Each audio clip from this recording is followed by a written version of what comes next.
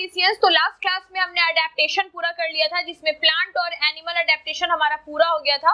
अब हम चलेंगे हमारे इस चैप्टर के एक सेकेंड स्टेज पर, जिसमें हमें पढ़ाया जाएगा अबाउट द पॉपुलेशन स्केल, और कैसे होती है पॉपुलेशन के, किस तरह के ग्राफ होते हैं, कैसे पता चले कि अगर एक पॉपुलेशन कहीं की है तो उसमें क्या क्या कैरेक्टरिस्टिक्स होते हैं। तो उस हिसाब से जो आपकी अगली टॉपिक है दैट इज पॉपुलेशन एट्रीब्यूट्स। तो ये जो टॉपिक आ रही है आपके सामने दैट इज पॉपुलेशन एट्रीब्यूट्स। तो मैं आपको बता दूं कि पॉपुलेशन का मतलब आप जानते हैं it is a huge number of people, यानी कि लोगों की एक बहुत बड़ी भीड़ जो होती है उसको हम क्या कहते हैं, पॉपुलेशन कहते हैं। लेकिन what is the meaning of attributes? Attributes का मतलब होता है फीचर्स, खासियत, कैरेक्टरिस्टिक, यानी कि एक पॉपुलेशन की क्या खासियत हो सकती है या क्या उसका फीचर हो सकता है, इसी को हम पॉपुलेशन एट्रीब्यूट कहते हैं। फॉर एग्जांपल, आप सब एक क्लासरूम में बैठे होते हो, अगर मैं आपको 1 वीक टाइम दूं कि 1 वीक के अंदर मुझे एक पॉपुलेशन फीचर बताओ इस क्लासरूम का, तो हर दिन आप क्या करेंगे?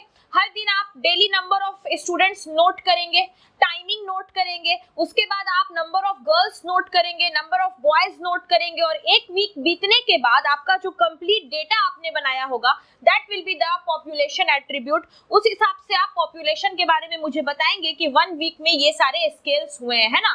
तो हम एक पॉपुलेशन को देखकर जितने भी उसके कैरेक्टर्स बता सकते हैं उन सभी फीचर्स को हम पॉपुलेशन एट्रीब्यूट कहते हैं। जैसे पहला एग्जांपल मैं आपको दिखा दूं, जैसे मान लीजिए आपसे पूछा गया कि किसी पॉपुलेशन की साइज क्या है, what is the size of population. तो जब भी बात साइज की आती है सबके माइंड में एक बात सेट होती है, साइज के हिसाब से साइज किसी चीज की या तो बड़ी हो सकती है या तो उसकी साइज छोटी हो सकती है। साइज का मतलब ही होता है जो उसकी डायमेंशन है, यानी कि कहीं की पॉपुलेशन बहुत ज्यादा हाई हो सकती है साइज के अकॉर्डिंग, बहुत ज्यादा इसमें इंक्रीजमेंट रह सकता है, या तो पॉपुलेशन कम हो सकती है जिसको हम कहते हैं डिक्रीजमेंट। तो पॉपुलेशन की साइज डिपेंड करती है नंबर ऑफ इंडिविजुअल्स पर। अगर एक पॉपुलेशन में इंडिविजुअल का नंबर कम है तो पॉपुलेशन का नंबर क्या होगा, कम होगा, और अगर एक पॉपुलेशन में इंडिविजुअल का नंबर ज्यादा है तो वो पॉपुलेशन क्या होगा, ज्यादा होगा। यानी कि पॉपुलेशन साइज बायोलॉजिकली अगर हम आपको बताएं तो दो चीज पर डिपेंड करता है, एक होता है इसका बर्थ रेट और दूसरा होता है इसका डेथ रेट। यानी कि एक पॉपुलेशन की साइज को अफेक्ट करने वाला दो फैक्टर है, दो ऐसी चीजें हैं जिससे पॉपुलेशन की साइज क्या होगी, अफेक्ट होगी। एक उसका बर्थ रेट, दूसरा उसका डेथ रेट। अगर बर्थ रेट बढ़ रहा है, इंक्रीजिंग ऑर्डर में है, तो पॉपुलेशन भी क्या होगा, बढ़ेगा, और अगर डेथ रेट बढ़ रहा है इसका मतलब पॉपुलेशन क्या होगा, घटेगा। तो इस हिसाब से हम क्या निकाल सकते हैं, पॉपुलेशन की साइज निकाल सकते हैं, ठीक है। तो this is the population size. तो यानी कि पॉपुलेशन साइज के बारे में अगर आपसे पूछा जाए तो आपको यही बताना होगा कि it depends upon 2 factors, birth rate and death rate. जब बर्थ रेट बढ़ेगी तो पॉपुलेशन इंक्रीज करता है, जब डेथ रेट बढ़ेगी तो पॉपुलेशन डिक्रीज करता है। अब जरा यहाँ ध्यान दीजिए, आप एक एग्जाम्पल दिया एनसीईआरटी ने कि मान लीजिए एक रिवर है। देखिए यहाँ पे एग्जाम्पल आपको ध्यान से समझना है। एक रिवर है जिसमें एक टाइम पर 20 लोटस है, ठीक है। यहाँ पर 20 कमल का फूल है इस नदी के अंदर, ठीक है। कुछ वक्त गुजरने के बाद यहाँ पर 8 नए लोटस प्लांट जो है वो डेवलप हो गया, यानी कि 8 नया लोटस प्लांट निकल गया। तो what is the change in the ratio of population size, या what is the percentage of change in the ratio of population size. तो अगर आपको रेशियो पता करना हो कि पॉपुलेशन साइज में किस रेशियो से चेंज हुआ है तो हम क्या करेंगे, देखिए एक टाइम है जिस वक्त इस पॉन्ड में टोटल लोटस कितने हैं, 20, तो we are having del N is equal to 20, यानी कि लोटस का जो इनिशियल नंबर है उसको हम किससे दिखा रहे हैं, डेल एन से दिखा रहे हैं। तो डेल एन कितना रखेंगे हम, 20 रखेंगे। कुछ टाइम के बाद लोटस कितने बढ़ गए, 8 बढ़ गए, यानी कि इसको दिखाएंगे हम डेल एन टी से, N T is equal to 8, यानी कि जो चेंज हुआ नंबर में टी रेस्पेक्ट ऑफ टाइम के साथ, कोई भी टाइम हो सकता है टी, उस रेस्पेक्ट में जो चेंज हुआ तो नंबर कितना हो गया, 8 हो गया। अब आपको निकालना है सपोज दैट पॉपुलेशन साइज। तो पॉपुलेशन साइज निकालने के लिए अगर आपको पॉपुलेशन साइज निकालनी है तो इसके लिए बताया गया del N T upon del N, यानी कि del N T upon del N करेंगे तो हम क्या निकाल सकते हैं, पॉपुलेशन साइज निकाल सकते हैं। अब डेल एन टी यानी कि 8 अपॉन 10, ठीक है। अब ये इसके अकॉर्डिंग इसका रेशियो अगर आप निकालते हैं तो 2:5 रेशियो हो जाएगा। अगर आप परसेंटेज निकालते हैं तो दैट विल बी 0.4%। तो रेशियो के अकॉर्डिंग ये और परसेंटेज के अकॉर्डिंग ये जो नंबर आया that is your population size. तो पॉपुलेशन साइज निकालने के लिए दो चीजें होनी चाहिए, एक इनिशियल टाइम में जो नंबर है वो, और टी टाइम के बाद जो नंबर हो गया वो, और उस दोनों को अगर हम रेशियो फॉर्म में निकालेंगे तो ये इसकी परसेंटेज वैल्यू और ये इसका रेशियो वैल्यू निकल गया। तो this will be the population size. तो current population density will be increased by 0.4%। अगर लिखा जाता कि ये घट गए, 8 लोटस इसमें से घट गए, तो 0.4% का क्या होता, डिक्रीजमेंट होता। लेकिन यहाँ पर ऐड हो रहे हैं, 8 नए लोटस खिल रहे हैं, तो इंक्रीजमेंट हो गया। यानी कि ये पॉपुलेशन साइज किस ऑर्डर में है बताइए, it is in increasing order. यहाँ पे पॉपुलेशन साइज का ऑर्डर जो होगा वो क्या होगा, इंक्रीजिंग होगा। तो ऐड हो रहा है तो बढ़ रहा है, तो बस निकाल देने का ये एक तरीका होता है। तो पॉपुलेशन एट्रीब्यूट का मतलब ही है पॉपुलेशन की खासियत। तो पहली खासियत हमने आपको बताई कि एक पॉपुलेशन में कोई भी बंदा उसके साइज के बारे में सोच सकता है कि ये आबादी बढ़ रही है या घट रही है। और साइज के लिए आपको क्या चाहिए, नंबर ऑफ इंडिविजुअल्स चाहिए, कितने लोग थे, कितने बढ़े, कितने घटे। अगर बर्थ रेट से लोग बढ़ रहे हैं तो पॉपुलेशन बढ़ेगा, डेथ रेट बढ़ रहा है तो पॉपुलेशन घटेगा। अब नंबर दिया हुआ है तो नंबर के अकॉर्डिंग हम इस हिसाब से इसको सेट कर सकते हैं। लेकिन इसके आगे वाले जो फीचर्स हैं वो इससे रिलेटेड है। ये पहला हमारा बेसिक फीचर हुआ दैट इज पॉपुलेशन साइज। इसके बाद हम चलेंगे हमारे अगले फीचर पर that is the sex ratio among population. Okay students, now we are proceeding with the second attribute. अब देखिए हमारा जो सेकंड एट्रीब्यूट है ये है सेक्स रेशियो। सेक्स रेशियो का मतलब आपको बिल्कुल अच्छे तरीके से पता है। What is sex ratio? Sex ratio is number of female upon 1000 of male, यानी कि पर 1000 मेल के अकॉर्डिंग जितने भी नंबर ऑफ फीमेल्स होती हैं that is known as the sex ratio, है ना। तो यहाँ पर आपसे सवाल पूछा जा सकता है कि अगर फीमेल, फॉर एग्जांपल एक क्वेश्चन अगर हम लोग देखें तो अगर इस क्वेश्चन में दिया हुआ है आपको कि नंबर ऑफ फीमेल जो है वो 600 है मान लीजिए, और नंबर ऑफ मेल जो है वो 400 है, तो what will be the ratio? क्या रेशियो होगा? तो आप यहाँ पर रेशियो निकाल सकते हैं मेल इज टू फीमेल करके, या इसका अपोजिट केस भी आप निकाल सकते हैं। तो सेक्स रेशियो की जो डेफिनेशन बनेगी that is number of female per 1000 male is the sex ratio. Okay, now write down the definition for the sex ratio. Okay, suppose that we are having a question कि हमें sex ratio निकालना है। Sex ratio निकालना है हमें। Sex ratio में आपको mail जो है उनका नंबर दे दिया गया है कि number of mail is suppose 200, ठीक है। आपको फीमेल का नंबर नहीं बताया गया, female is equal to what, और आप जानते हैं कि 1000 जो होता है पर 1000 मेल के ऊपर जितनी फीमेल होती है that is the sex ratio. तो we have to minus 200 from here, then we will get the number of female that is 800। और अब आपको मिल चुका है मेल का नंबर और यहाँ पे आपको मिल चुका क्या, फीमेल इज इक्वल टू 800। तो यहाँ से आप सेक्स रेशियो निकाल सकते हैं, यानी कि 800 upon 200 that is number of female up to number of male, और यहाँ से जो रेशियो आएगी that will be the ratio. क्या रेशियो होनी चाहिए यहाँ पे बताइए? 4:1 की रेशियो आ जाएगी। यहाँ पे परसेंटेज निकालना है तो वो भी आप निकाल सकते हैं। मतलब सेक्स रेशियो के बेसिस पर इस तरह के क्वेश्चन आपसे पूछे जा सकते हैं। तो this is was the sex ratio.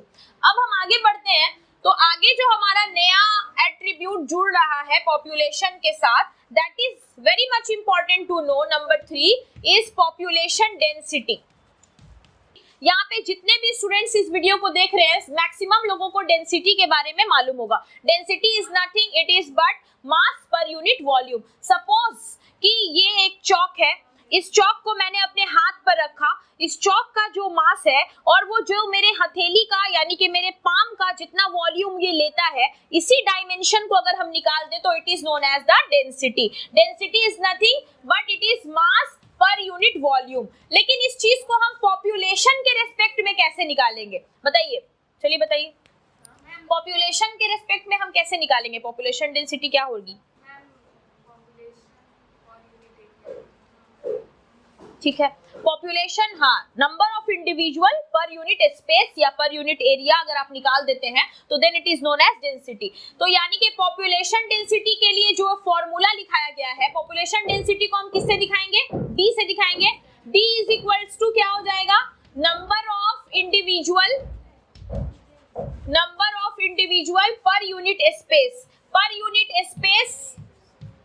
और इसके लिए इंडिविजुअल को दिखाया गया है आई से और स्पेस को दिखाया गया है एस से।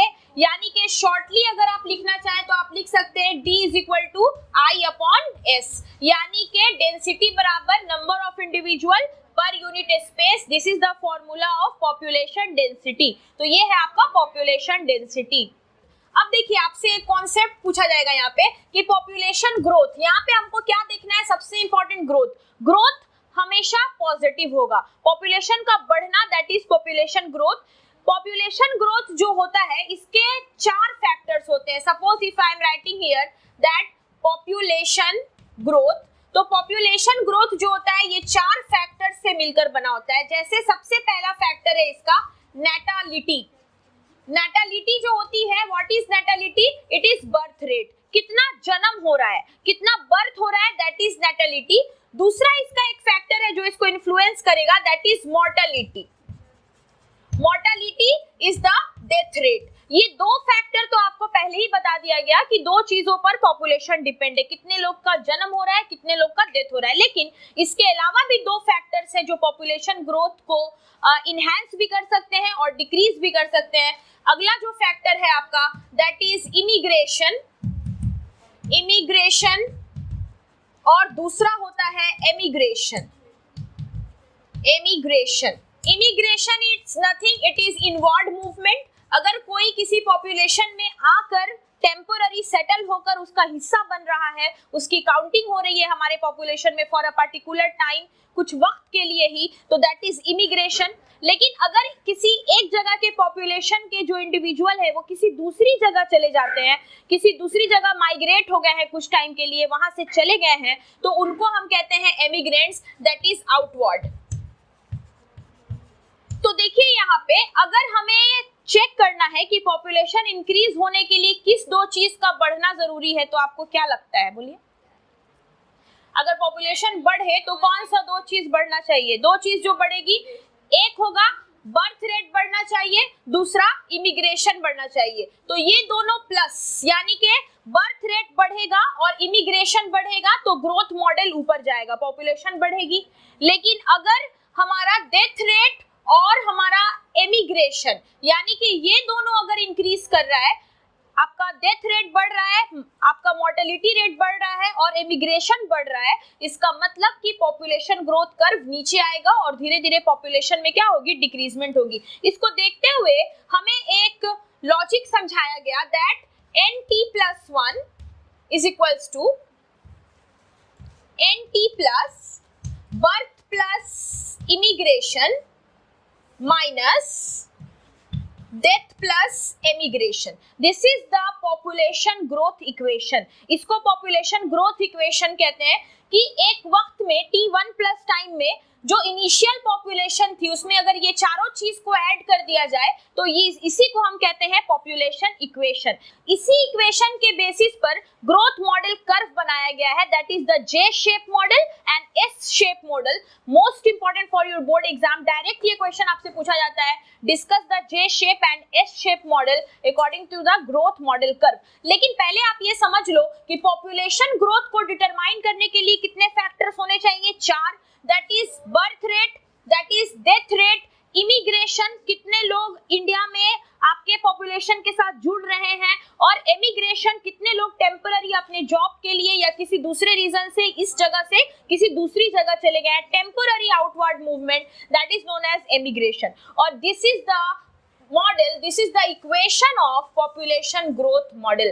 तो तब तक आप इस नोट्स को लिखिए और प्लीज वीडियोस को रेगुलरली देखिए, और देखने के साथ साथ आप उसको लाइक भी कर दीजिए और शेयर भी कर दीजिए। जो क्लासमेट्स हैं आपके वो यहाँ बैठे हुए हैं, और जब भी मैं लाइक की बात करती हूँ या शेयर की बात करती हूँ तो ये लोग बहुत खुश हो जाते हैं, और ये लोग भी आपसे रिक्वेस्ट कर रहे हैं कि हाँ भाई लाइक कर दो, ठीक है। ओके डन, मिलते हैं आपसे अपने नेक्स्ट क्लास में नेक्स्ट वीडियो के साथ. Till then please take care, have a safe day. Okay students, तो अभी तक आपने ये देखा था कि पॉपुलेशन के क्या क्या एट्रीब्यूट्स हैं और किस तरह से पॉपुलेशन जो है वो वर्क कर रहा है और क्या क्या उसके कंडीशंस थे. तो कल की वीडियो से रिलेट करके ही इस वीडियो को मैंने आज बनाया है ताकि एक कंप्लीट पॉपुलेशन से रिलेटेड टॉपिक आपकी पूरी हो जाए. कल हमने लास्ट किया था पॉपुलेशन के बारे में कि पॉपुलेशन का इक्वेशन क्या होता है या पॉपुलेशन जो होता है उसमें जो ग्रोथ मॉडल है उसके बारे में हमने पॉइंट्स देखा था. आज हम देखेंगे पॉपुलेशन से रिलेटेड और भी डिटेलिंग. जैसे फॉर एग्जांपल आज की टॉपिक जो है आपकी वो एक छोटी सी टॉपिक है, that is population age group. Population age group, ठीक है. तो ये जो पॉपुलेशन एज ग्रुप टॉपिक है इसके अकॉर्डिंग ये बताया गया है कि अगर आप एक आबादी में हैं, एक मान लीजिए यहाँ पर एक कंप्लीट ये एरिया है, इस एरिया में पॉपुलेशन है, बहुत सारे लोग इस एरिया में है, suppose that there are many peoples in this area. तो इस पॉपुलेशन को हम एज ग्रुप के अकॉर्डिंग कैसे बांट सकते हैं, यानी कि अगर एक आबादी में एज ग्रुप देखना हो तो एज ग्रुप के अकॉर्डिंग आप यहाँ के जितने भी लोग हैं उनको किस तरह से बांटेंगे. तो बताया गया कि 3 एज ग्रुप हम रिलेट कर सकते हैं यहाँ पर. पहला एज ग्रुप हम ले सकते हैं that is pre reproductive age group, दूसरा रिप्रोडक्टिव एज ग्रुप और तीसरा पोस्ट रिप्रोडक्टिव एज ग्रुप. तो बायोलॉजिकली अगर हमें एक बहुत बड़े भीड़ को बांटना है और उसके बारे में स्टडी करनी है तो हमारे पास ये 3 ऐसे कंडीशंस है जिसमें हम एक बड़ी से बड़ी पॉपुलेशन को आराम से बांट सकते हैं. तो प्री रिप्रोडक्टिव एज ग्रुप में वैसे लोग होंगे जिनके अंदर अभी रिप्रोडक्शन की एबिलिटी नहीं हुई होती है, ठीक है. मान लीजिए टिल 11 इयर्स, 11 साल तक की उम्र जो होगी, 0 से 11 इयर्स जो भी होंगे. उसके बाद अगर रिप्रोडक्टिव एज ग्रुप हम मानते हैं तो that is 12 plus years age. लेकिन पोस्ट रिप्रोडक्टिव जो होते हैं that can be your 50 plus age group जिसके अंदर रिप्रोडक्शन की एबिलिटी कम हो जाती है. तो इस तरह से हम एक पॉपुलेशन को बांट सकते हैं. तो यानी कि पॉपुलेशन एज ग्रुप का मतलब होता है कि एक बड़े से पॉपुलेशन को आप कितने सारे एज के अकॉर्डिंग कैरेक्टरिस्टिक्स में डाल सकते हैं अलग अलग. अब देखिए, तो पॉपुलेशन एज ग्रुप के बेसिस पर हमें कुछ ग्राफ्स बताए गए हैं और हमें कुछ पिरामिडल शेप्स बताए गए हैं जिसके अकॉर्डिंग अलग अलग तरह के एज ग्रुप में बांटकर पढ़ा जाता है. जैसे for example this is our first pyramid, next this is our second pyramid. तो ये अलग अलग शेप्स में हमने पॉपुलेशन को बांटा. This is the inverted shape of pyramid, यानी कि 3 अलग अलग शेप्स होते हैं जिसके अकॉर्डिंग पॉपुलेशन एज ग्रुप को बांटा गया है. This is known as triangular pyramid, इसको हम कहते हैं triangular pyramid. This is known as bell shape pyramid and this is known as urn shape pyramid. यानी कि 3 शेप के पिरामिड्स तैयार किए गए.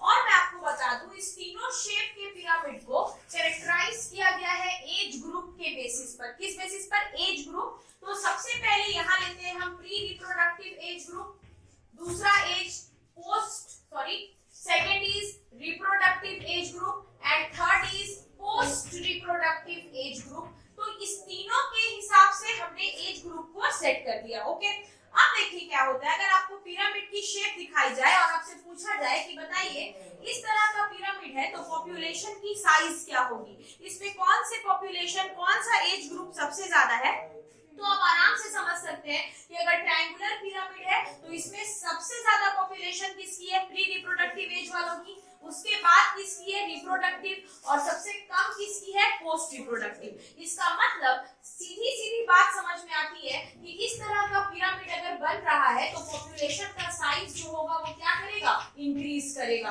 क्योंकि यहाँ पर वैसे एज वाले लोग ज्यादा हैं जो रिप्रोडक्शन में पार्टिसिपेट करते हैं. लेकिन जब हम यहाँ देखते हैं तो यहाँ आप देख सकते हैं कि लगभग यहाँ पर तीनों एज ग्रुप की कंडीशन जो है वो स्टेबल है, नॉर्मल है, लगभग सिमिलर है. तो यहाँ पर ये चीज कंडीशन मेंटेन है कि यहाँ पर तीनों एज ग्रुप जो है वो लगभग सिमिलर है. जब हम इसमें आते हैं तो इस कंडीशन में हम क्या देखते हैं कि प्री रिप्रोडक्टिव एज वाले का नंबर सबसे कम है, उससे कम है रिप्रोडक्टिव और उससे कम है पोस्ट रिप्रोडक्टिव. इसका मतलब सीधी सीधी बात समझ में आती है कि अर्न शेप पिरामिड तभी बन सकता है जब पॉपुलेशन किस हिसाब से जा रहा है? डिक्रीज हो रहा है. यानी कि यहाँ पर पॉपुलेशन के घटने का चांसेस ज्यादा है क्योंकि यहाँ पे ओल्ड एज वाले लोग ज्यादा हैं. यहाँ पे पॉपुलेशन बढ़ने का चांस ज्यादा है क्योंकि यहाँ पे रिप्रोडक्टिव और प्री रिप्रोडक्टिव एज ज्यादा है, लेकिन यहाँ पे ना तो कोई इंक्रीजमेंट होनी है ना ही डिक्रीजमेंट, क्योंकि यहाँ हर एज जो है वो मेंटेन्ड है, इसीलिए इस तरह का पॉपुलेशन जो है स्टेबल पॉपुलेशन कहलाता है। मतलब पॉपुलेशन एज ग्रुप से रिलेटेड अगर आपके एग्जाम में क्वेश्चन आता है तो आपको सीधा क्वेश्चन पूछा जाएगा, what are the types of population age group, draw and discuss with the size of population, यानी कि पॉपुलेशन का साइज दिखाते हुए आप डिस्कस करो। तो यहाँ पे हमें 3 पिरामिड्स देखने के लिए मिलेंगे और इस 3 पिरामिड्स को एज पिरामिड के नाम से दिया गया है। This can be asked in your examination. Discuss the population age pyramid, और एज पिरामिड जो होता है वो 3 तरह का होता है, जिसमें तीनों एज के बेसिस पर हमने 3 तरह की पॉपुलेशन देख ली, when it is increasing, when it is stable and when it is decreasing. तो that is the population age group topic. इसके बाद स्टूडेंट्स हम पढ़ेंगे हमारा सबसे important graph plotting, that is the 2 shape of model, J shape and S shape graph. अब हम पढ़ने जा रहे हैं पॉपुलेशन ग्रोथ कर्व मॉडल या पॉपुलेशन ग्रोथ इक्वेशंस, किस तरह से पॉपुलेशन के बारे में डिसीजन लिया गया। देखिए, इसको समझने का सबसे आसान तरीका ये है कि बताया गया है कि अगर आप किसी पॉपुलेशन के बारे में पढ़ाई कर रहे हैं तो अगर आपको पॉपुलेशन का ग्राफ बनाना हो तो सबसे पहले तो ये ग्राफ बनता है डेंसिटी, यानी कि number of individual per unit space upon time, यानी कि it is a density time graph. Density और टाइम के अकॉर्डिंग अगर हमें किसी पॉपुलेशन को सजाना हो ग्राफ मॉडल पे तो हमें 2 बातें समझ में आती हैं। पहला कि किसी जगह की आबादी धीरे धीरे पहले कम थी, लेकिन एक टाइम आया जब इसमें रैपिड इंक्रीजमेंट हुई और ये आबादी बहुत ज्यादा बढ़ गई। मतलब पहला ग्राफ तो आपको ये दिखाया गया है कि धीरे धीरे यहाँ पर लोग बढ़ने शुरू हुए और बहुत तेजी से इंक्रीज हुआ और एक टाइम आया जहां पर आकर सारी पॉपुलेशन रुक गई है, ठीक है। लेकिन दूसरा कंडीशन क्या बन सकता है, अगर इसी ग्राफ पे हम प्लॉट करें तो दूसरा कंडीशन हमें ये समझ में आता है कि धीरे धीरे करके पहले यहाँ पे पॉपुलेशन बढ़ी, फिर यहाँ पे रैपिड इंक्रीज हुआ और एक टाइम आया जब पॉपुलेशन धीरे धीरे करके डिक्रीज होने लगी। यानी कि इस दोनों ग्राफ में आपको जो डिफरेंस देखने के लिए मिल रहा है वो क्या मिल रहा है, यहाँ पे जो ये जो ग्राफ है ये बताता है कि पहले स्लो प्रोग्रेस हुआ, फिर रैपिड इंक्रीज हुआ और एक टाइम आया जब पॉपुलेशन वहीं की वहीं रह गई। लेकिन इस ग्राफ को देखकर ये पता चलता है कि पहले पॉपुलेशन स्लोली बढ़ा, फिर इसमें रैपिड इंक्रीज हुआ और फिर धीरे धीरे पॉपुलेशन जो है वो स्लो डाउन होने लगा। मतलब इसके पीछे 2 लॉजिक है। पहली लॉजिक ये है कि इस केस में क्या हो रहा है, केस 1 अगर मैं देखूं आपको दिखाऊं, मैं पहले बता दूं कि इसमें 2 शेप बताए गए हैं। जो हम लोग केस 1 बनाए हैं ये वाला ग्राफ, इसको कहा गया है J shape, it is known as J shape. लेकिन ये जो आप मॉडल देख रहे हैं it is known as S shape model, यानी कि पॉपुलेशन ग्रोथ कर्व के 2 मॉडल्स होते हैं, जे शेप एंड एस शेप। ये इसको इनके ग्राफ प्लॉटिंग के अकॉर्डिंग नॉमिनेट किया गया है।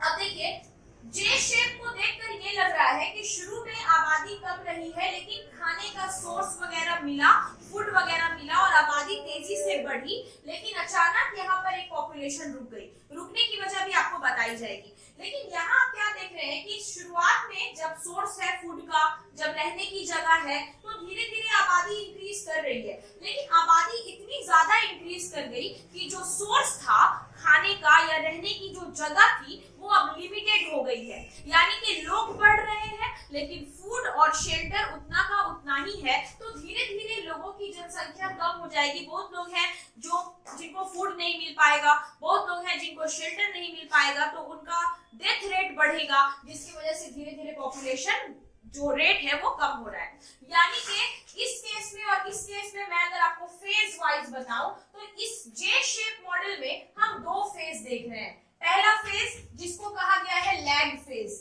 लैग फेज का मतलब होता है स्लो ग्रोथ। यहाँ पर ग्रोथ पॉपुलेशन की क्या है भाई, स्लो है। लेकिन जब आप ऊपर में फेज देखेंगे, ये जो तेजी से बढ़ रहा है this phase, I am again repeating this upper phase, तो इस फेज को कहा गया है log phase. This is known as log phase, जहां पर पॉपुलेशन जो है ये फास्टली ग्रो कर रही है, यानी कि यहाँ पर पॉपुलेशन का रेट फास्ट हो गया। अब आप सोच रहे होंगे कि यहाँ पर आके ये सीधा स्टॉप हो गया, इस केस में तो धीरे धीरे आबादी कम हो रही है, लेकिन इस केस में क्यों रुक गई, वजह क्या हुआ? तो देखिए ये जो जे शेप मॉडल है ना, ये लोअर ग्रुप ऑफ ऑर्गेनिजम्स में बताया गया है, बहुत सारे माइक्रो ऑर्गेनिजम्स में बताया गया है या इंसेक्ट में बताया गया है। फॉर एग्जांपल एक हनी बी की फैमिली लेते हैं हम, है ना।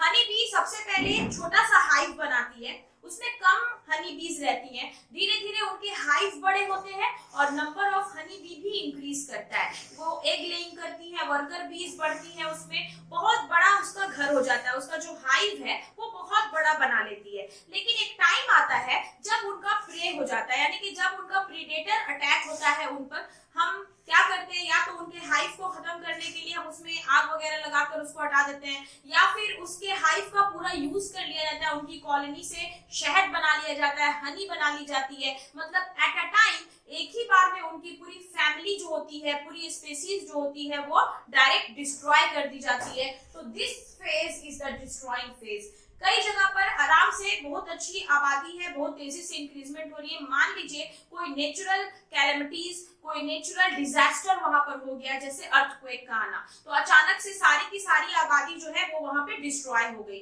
तो वो फेज एक आएगा। और जब इस तरह का फेज देखा जाता है जहां पर अचानक से सारी पॉपुलेशन रुक जाती है, then it is known as crash phase. तब हम इसको क्रैश फेज कहते हैं। जब आप एनसीईआरटी रीड करेंगे तो एनसीईआरटी में ये ग्राफ प्लॉटेड है, यहाँ पे आपको बुक में दो ही फेज दिखाया गया है, लैग फेज जो स्लो है और लॉग फेज जो फास्ट है, लेकिन एक फेज और आप रिकमेंड कर सकते हैं, दैट इज क्रैश फेज, जहां पर आके पॉपुलेशन बिल्कुल स्टॉप हो जानी है। लेकिन इसमें अगर हम आगे बढ़े तो बिल्कुल सेम है, नीचे का जो स्लो ग्रोथ है of course it is lag phase, इसको लैग फेज ही कहेंगे हम। जहां पे रैपिड इंक्रीज है इसको हम लॉग फेज कहेंगे। लेकिन आप खुद देख रहे हैं कि यहाँ पर क्रैश फेज जैसी कोई बात नहीं है, यहाँ पे धीरे धीरे पॉपुलेशन डिक्रीज हो रही है, तो धीरे धीरे डिक्रीज होने की वजह से this phase is known as deceleration phase.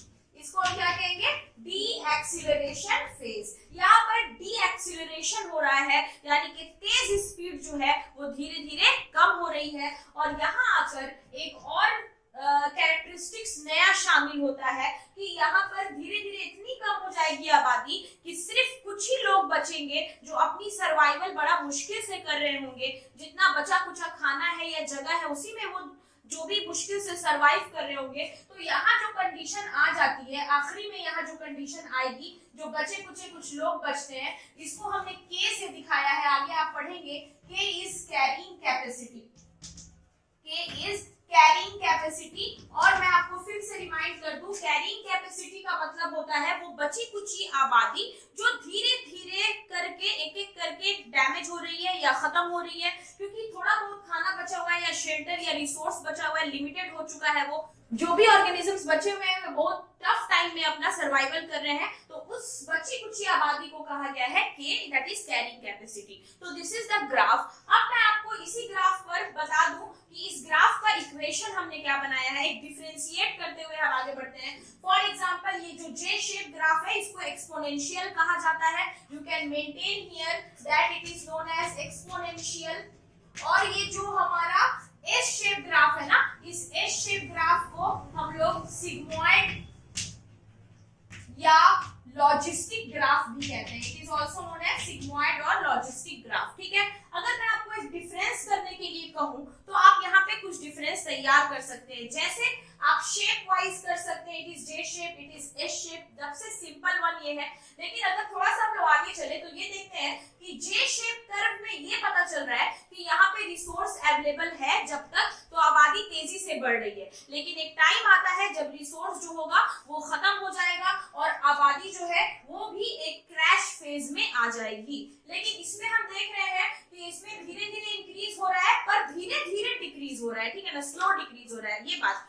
तो ये वाला जो जे शेप मॉडल है इसमें दो फेज दिखाई गई है, लैग फेज और लॉग फेज, लेकिन इस शेप मॉडल में तीन फेज दिखाया गया है, लैग फेज, लॉग फेज और डी एक्सीलरेशन फेज। ठीक है, इसमें क्रैश फेज होता है, इसमें क्रैश फेज नहीं होता, इसमें क्या होता है, कैरिंग कैपेसिटी होती है। ठीक है, आगे अगर देखा जाए तो ये जे शेप मॉडल बनता है लोअर ग्रुप ऑफ ऑर्गेनिजम्स के लिए, इंसेक्ट की फैमिली या एल्गल ब्लूम्स हो गए, अचानक से बहुत सारी एल्गीज आ जाती हैं पॉन्ड में और एक ही बार सब की सब डिस्ट्रॉय हो जाती हैं, तो उनके लिए। लेकिन ये एस शेप हम ऑर्गेनिजम्स के लिए, वाइल्ड लाइफ के लिए बनाया गया कि धीरे धीरे करके हमारी आबादी जो है वो धीरे धीरे करके डैमेज हो रही है, जा रही है ना। तो this is known as the S shape and J shape. Okay students, तो ये तो था हमारा ग्राफ मॉडल, लेकिन इसके लिए इक्वेशन फिक्स किया गया है और वो इक्वेशन क्या है वो अब हम देखते हैं। हम जे शेप और एस शेप दोनों के लिए ग्राफ इक्वेशन तैयार करेंगे।